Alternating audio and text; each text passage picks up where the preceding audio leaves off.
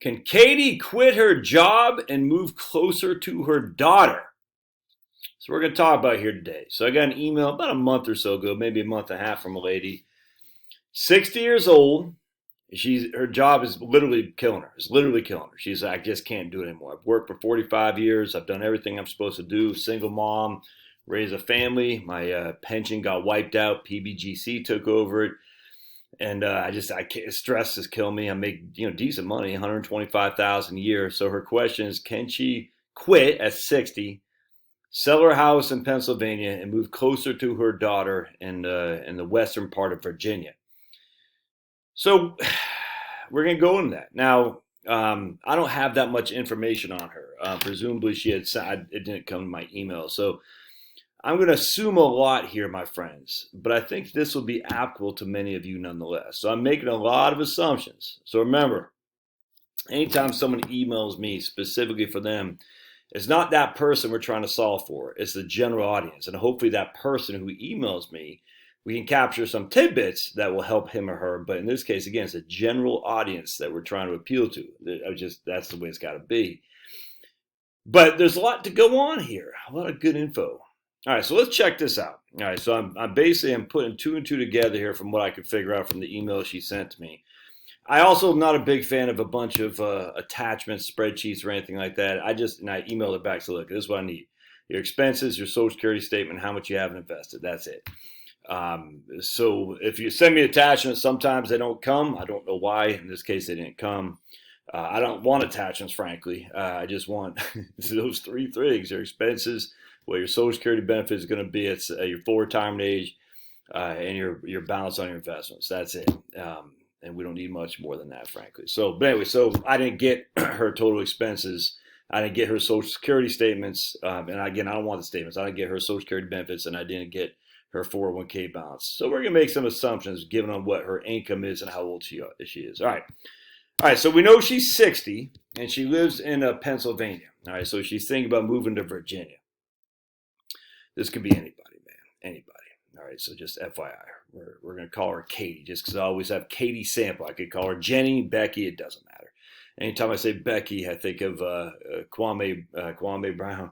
Becky with the good hair. If following Kwame Brown is beside Kwame Brown is pretty funny.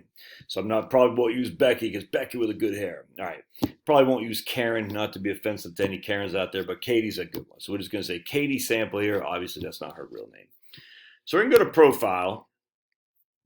She said she's got about $30,000 in the bank. I have no idea how much she has invested, so I just said $350,000. And the reason I said that is because she's making $125,000 a year right now. I don't know how long she's been making that money. I don't know, but we're going to assume $350,000, and we're going to say it's in her 401k. Oops, and we want to make this 401k, and we're going to say it's all in a balanced index fund at Vanguard. Now, she did have a property. She just got an offer for $500,000. Now, her email said her property she thinks is valued at $600,000, but she got an offer for $500,000. So we're just remember, value is just what someone's willing to pay. So if someone's willing to pay $500,000, we're just going to use that for sure. All right, so she's single and she didn't have any kids. So I figure she wants to move to Virginia to be closer to, or even West Virginia to be closer to her daughter. I presume grandkids. I can't remember. So what we're going to do here is we're going to say, okay, she's got a goal. And the goal is that we're going to move to property relocation. And we're going to say move to Virginia. All right. Now, I don't know what the purchase price is going to be yet, so bear with me just a second. And we're going to say we're just going to do it this year. And we're going to say, okay, good. So that looks good. Down payment, current home sale immediately, and location, Virginia. All right. So we're going to save this for the time being. And what we're going to do is we're going to start looking around. And she wants to be in here, in this area, the Mount Jackson area, Quicksburg, Basie, I can't remember how to, Orkney Spring. This place right here is fantastic, by the way.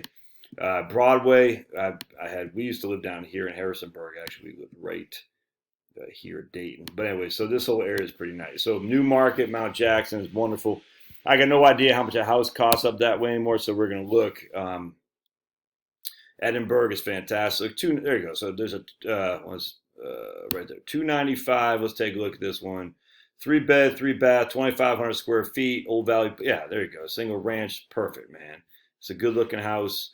Obviously not updated so much, but it's a good looking house. All right, so we're gonna say that's 290. That looks pretty good. It's got a fireplace in there. I can't tell. Anyway, so we're gonna say 290 or so. Let's just see. Hold on just a second. I always like to see the acreage too. She got a pretty big acreage right now. I don't know if she does any farming. Yeah, Shenandoah Valley. Okay, so I think it's pretty good. It's on only a third of an acre. All right, that'll work. Let's see what else we got here. There's another 290. That's that one right there. Old Valley Pike is off 11 if memory serves. Yeah. We got 350. Where's Mount Jack? Woodstock is nice. What's this right here? 400. There we go. So let's just say 300. That's anytime it's clubhouse. I don't like the clubhouse. That usually reminds me of golf communities. So here's 250 in Woodstock. Let's just make, yeah, there you go. All right, sweet. So we're gonna say $300,000 is what she's gonna pay. All right, so move to Virginia. She's gonna pay it all out of pocket, $300,000. All right, and actually, let's just go back and see what the property taxes were on this place right here. Just like it's pretty cheap out that way, but let's double check. Property taxes. A second, right? Hold on a second. Yeah, $1,500, man, sweet, crazy. We're just gonna say $2,000 just for simplicity. And she's gonna pay 100% down payment. 100% down payment, if that makes sense. All right, good, and that looks good. Annual appreciation, we'll say 2%. We'll say annual tax increase by 3. Yeah, that looks pretty good. All right, good. All right, so she's gonna sell that. All right, we're gonna get rid of that.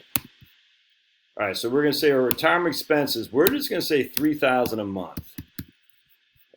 Now we still have healthcare costs. All right, so healthcare costs. We're gonna say, oops, we gotta go down here to detailed. So we know when she's on Medicare, and she'll have Part B, she'll have Part D, and she'll have out of pocket. I just like a nice round number, $3,000.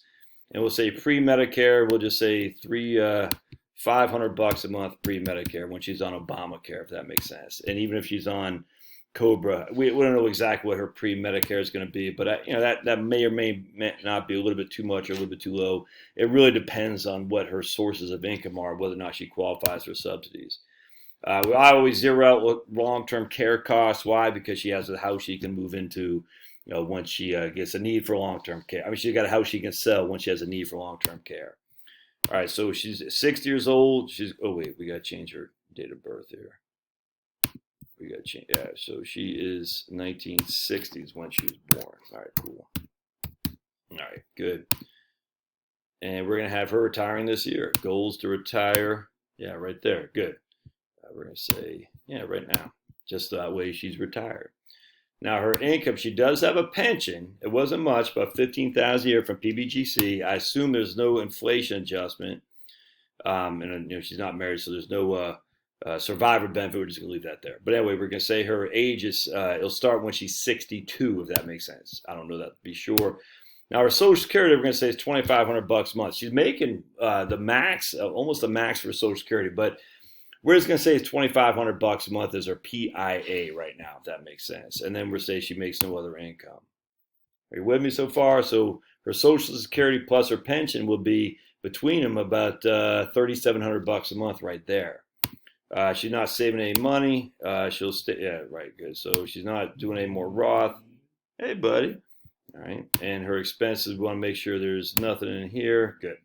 All right. And we're going to have her living until she's 90. Yes. All right. Good, good. All right. So let's just take a look again. So, guys, so basically what we're working at is we have $350,000 of assets, of liquid assets, $500,000 in property, $30,000 in bank account assets. All right. She's going to use $300,000 of this to buy a new home in Virginia. All right, so she's going to use that to buy a new home. On top of that, she's going to have to get Obamacare. She's going to have to get property insurance. I have that actually in here for goals. Insurance on here. Retire, move to Virginia. Annual maintenance. Let's do annual maintenance, $1,500. Yeah, annual insurance, $1,500. There we go. Good. All right. I hope that makes sense. All right, so I don't know what her estate documents are. She's definitely going to need a power of attorney, a durable power of attorney, and a living will. I was listening to a YouTuber yesterday say, I got a living will and trust. Like, remember, a living will is just a right to die clause. You're just telling your heirs when to pull the plug. Just make sure you get that so that way they don't have to say, I just killed mom. All right, so let's see what we're looking at here. We're going to retirement, and we're going to see what we're looking at. Now, so may I? Mother, may I? The first thing that jumps out.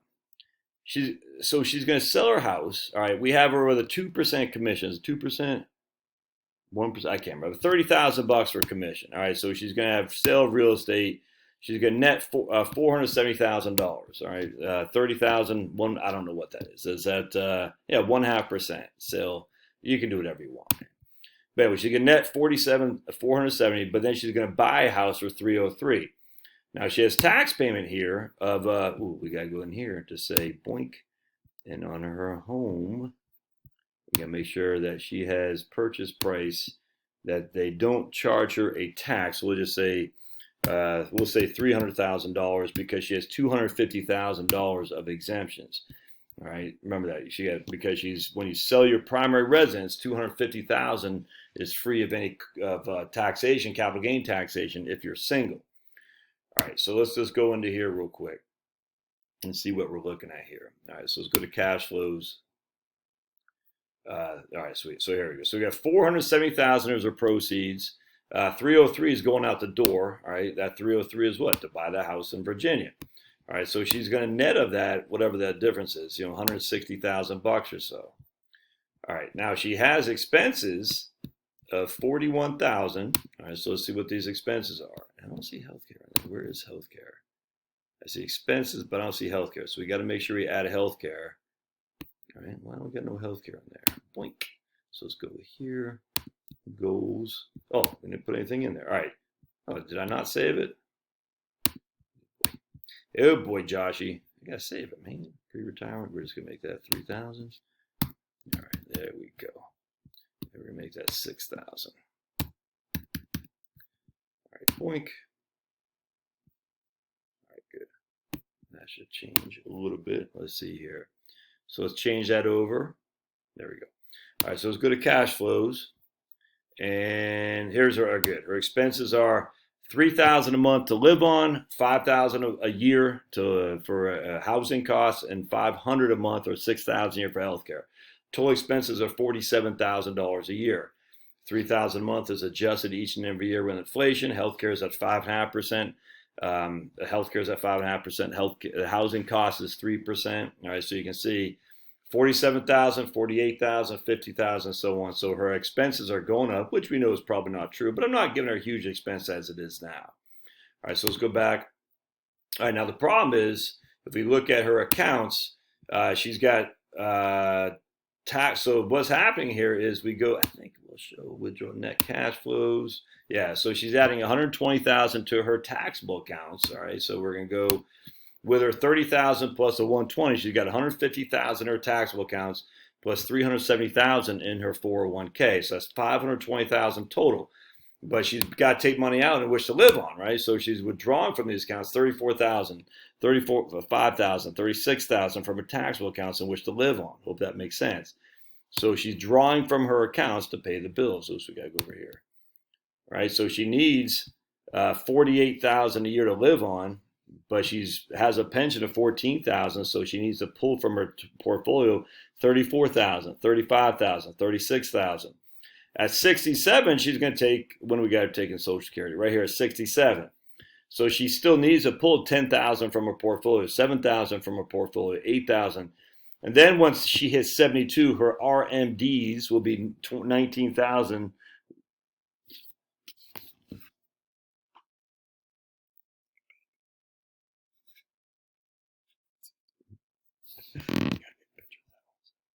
So at this stage, her RMDs will be 19,000, 20,000, 21,000, which is more than what she needed to withdraw from her portfolio in order to make ends meet. So now she has net money coming in because she's required to take that much out, but she doesn't need it. She only needs a half that roughly. So she's going to pay tax on that money. You can see her taxes go from $3,500 to $6,600, but she's going to squirrel this other $5,500 away. All right, so what's happening here? I can see this a mile away, and I hope you can too. She has an income need in this case of 48. We're going to say $48,000. That's all included. She has Social Security at some point at $2,500 and a pension at what do we say, $1,400. So she's got $3,900 coming in guaranteed every month, and she needs $4,000 a month at 67. So what's happening here is once she hits 67 and Social Security kicks in, she's only going to need $100 a month from her portfolio. That's it. So if we can make her portfolio last that long, she's golden. So you can see right here, Social Security kicks in. Now, obviously, healthcare is inflated more so than investment rates of return, all that stuff. But you can see once she hits 67, she doesn't need that much from her portfolio. I hope that makes sense. It's like, dude, you have $2,500 a month from Social Security, $1,400 a month from pension. That's roughly $4,000 a month. You need $4,000 a month. It's just, if we go up here to, I think it's analysis. Let's see. No, it's not. Yeah, hold on a second. It's right here, income. 73% of your income is stable and comes from guaranteed sources, man. 73% is stable. That's what we want, man. All right, so now let's go back to cash flows. And we're going to say, okay, and look, I mean, she's just not, let's go to actually taxes. Her tax rate is, I mean, look, her effective tax rate, 10% when she's 75 years old. Wow. 2% to the state. Wow. 10. I mean, that's effective tax rate, 10%. Her tax bracket is at 15%, because remember the laws change under 2026, and then it'll jump up to 25% when she's 84. Hold on a second, but her effective tax rate is still 10%. Let me just text my wife. Her tax bracket is 25%. What's her effective tax rate? Oh, it's 10%, 10.4. Effective tax rate is all that matters. Now, the tax bracket means something if you're thinking about doing Roth conversions, but there's no reason for her to do that. All right, so let's go and try a couple of things here. So we're looking good. I mean, she has an 86% probability of success. Going to leave $245,000 to her kiddos when she dies, and that's in today's numbers, plus a paid-for house. I mean, you just can't beat that. All right, so now we got what have we changed here? So we're going to go down. Let's see here. So what is the difference there? I'm not sure what the difference is. Proposed. Retirement age. There we go. Let's just do this. Boink and boink. All right, so she's not run out of money, man. That was just not happening. All right, so let's, what we're going to do, yes. All right. Hold on a sec. All right, so she has an 86% probability of success. The current plan is only 75%. Why is that? Because I had a default, which I forgot about, AUM fees, 1% fee. So she's paying 1% fee. It's a pretty significant difference between 86 probability and 75. So don't do that. So let's go back and go to profile. Let's change that out. We don't. I mean, my goodness, man, you lost 11% probability of success, but your advisor gained 11% probability of success. All right, so let's go to net worth here. Let's go to we're gonna crunch a couple of different things. So I want to show you guys something. Yeah, there we go.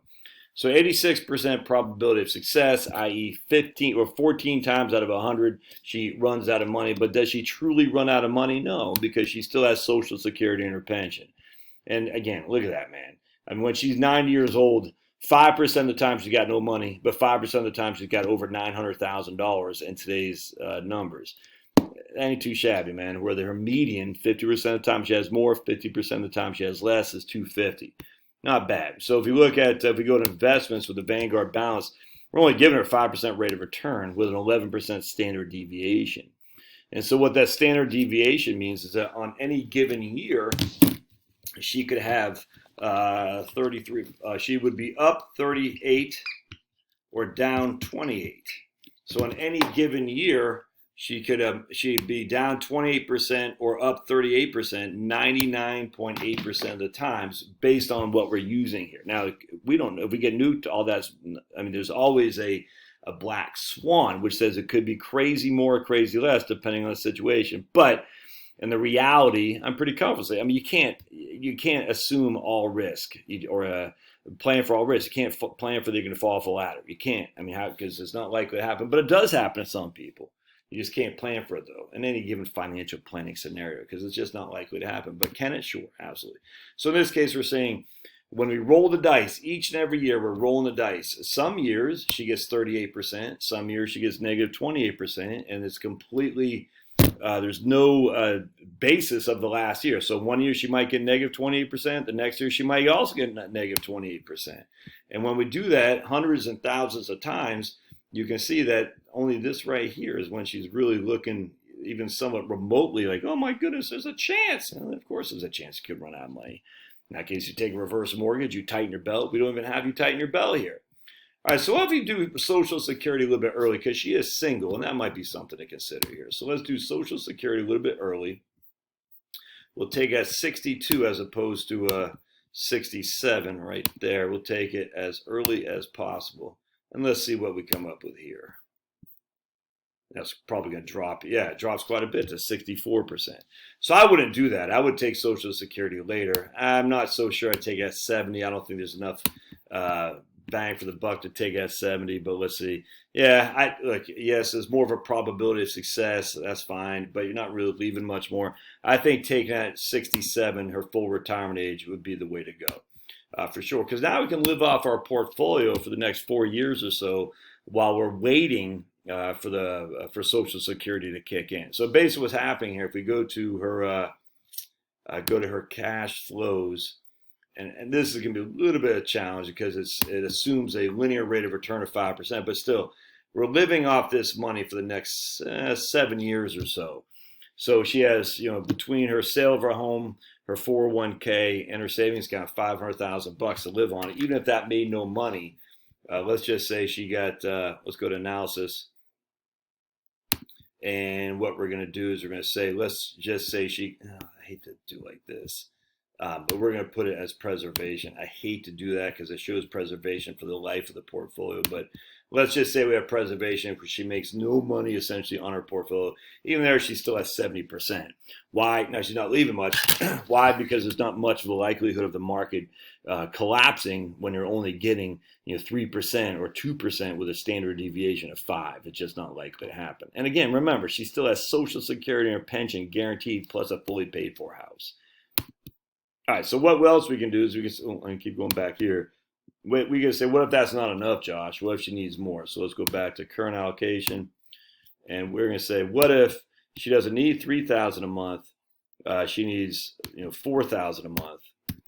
Well, that might be a challenge. You see what I'm saying? That might be a challenge. If she needs $4,000 a month, probably, yeah. Look at that. So you can see that's a tough bridge right there to cross, because $4,000 a month, that's 33% more than $3,000 a month. If you go to the proposed plan, our expenses now are $5,000 a month, whereas before they were $4,000 a month. So that's a 20% increase or 25% increase in total expenditures, which also means you're going to pay more in taxes as well. So here we got $10,000 in taxes, whereas before, under the proposed, because she's got to pull more from her portfolio. So that's gonna be tough right there to make that happen. I would not be recommending her spending that kind of money, unless she's willing to take a reverse mortgage, and she certainly could take a reverse mortgage. I got no qualm with that at all. But $4,000 plus all the other stuff that goes in with it. Let's go to cash flows again. $4,000 plus. That's her discretionary expenses plus housing plus healthcare. I don't know, man. That's a little bit of a bridge too far. I would not recommend that. But what if we do $3,500 a month? Now, there's a reason why I'm somewhat flippant about this, and I'll tell you, it's 33%. Oh my goodness, it's only 33%. Well, if we go to cash flows, are we really going to be spending $42,000 a year, each and every year, from your 60s through your 70s, through your 80s, all the way up to your 90s, adjusted for inflation? Probably not, my friends. Probably not. So, if you just look at the retirement planning go, slow go, and no-go scenarios where people's expenditures drop as they age, that will probably happen here as well. And as such, he's probably going to be just fine. Again, not knowing the whole story, but if you have a small pension and you got Social Security, and that's $4,000 a month, and you got a little bit of assets plus a paid-off home, and if your work is literally killing you, don't forget, she can always get a part-time job. So let's just go back here. Let's just say she needs $3,500 a month. And we're going to go to profile, and we're going to say income. I got digging ditches here. So we're going to say she dig ditches from she's 61 until she's 67 when Social Security kicks in, and she's going to make $20,000 a year. That's why I did that video the other day, by the way, on just getting a part-time job in retirement. So Katie's going to be digging ditches here for 5 years or 6 years while she's waiting to take Social Security, and she's going to spend $3,500 a month. What are we looking at now? Oh my goodness! Now it's 98%. I should say it's 68% at $3,500 a month, and that's fine. And the reason, well, I mean, is it fine? No, I like to see above 75%. But the reason I say it's fine is simple, is because you got to tighten your belt if you need to. If the markets get killed, tighten your belt. If you can always take a reverse mortgage, and the most likelihood is that your expenditures are going to drop as you age. Well, if she took Social Security at 70 here, what's the likelihood of it? I mean, there's lots of different things you can do. It's probably going to go up quite a bit. Yeah, 84%. What if she took Social Security at 62? I wouldn't do that while I'm digging ditches, but let's just say she did. She'd pull less from the portfolio, is probably more likely to survive. Not much. So again, we don't want to take Social Security as early as possible. Generally, full retirement age, and she shouldn't be doing Roth conversions. She's single, and she's got a small pension. No reason to do Roth conversions. Anyway, so she's looking good, man. I tell you, just not having that house is the big one. Anyway, love to hear your thoughts. Hope this helps. Katie, get down there and hang out with your daughter. Stop. Why kill yourself with some crappy old job? It doesn't make sense. Blessings to you. We'll see you.